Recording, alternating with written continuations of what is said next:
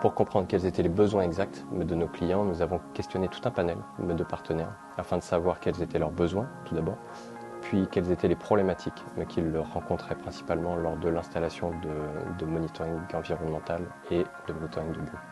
Le problème numéro 1, à l'unanimité, ça a été l'autonomie de batterie. Les principaux systèmes qui sont installés aujourd'hui pour la surveillance du bruit nécessitent de l'alimentation secteur, une alimentation qui soit fiable, des câbles qui ne soient pas débranchés constamment, ou alors des panneaux solaires très importants, des gros packs de batteries. Donc c'est ce qui rend l'installation de ces systèmes le plus compliqué aujourd'hui pour nos clients. C'était réellement le premier problème auquel nous devions répondre. Bien sûr, les clients voulaient également un capteur de classe 1, donc le niveau le plus exigeant sur le marché, avec tous les paramètres dont ils avaient besoin pour répondre au cahier des charges de monitoring acoustique, c'est-à-dire les tiers d'octave, les indices fractiles et autres. Et tout ceci dans un système le plus compact possible et sans fil.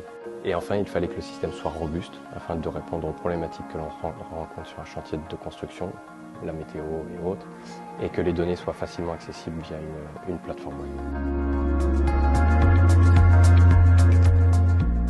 Donc ceci a été une demande que j'ai entendue de la part des clients depuis des années, qui utilisaient déjà le C22 mais qui souhaitaient également pouvoir avoir la même qualité et le même type de capteur pour la partie monitoring bruit. Et utiliser Sigicom à la fois pour la vibration et pour le bruit, c'est d'abord un gain de temps lors de la préparation du projet. Vous n'avez pas à vous occuper, tout a été géré pour vous en termes de communication, d'accessoires, tout est déjà en fait intégré dans les appareils. Utiliser Sigicom pour la vibration et pour le bruit, cela permet également d'avoir toutes les données accessibles via Infranet, et ce qui permet de faire d'énormes gains de temps sur la partie reporting.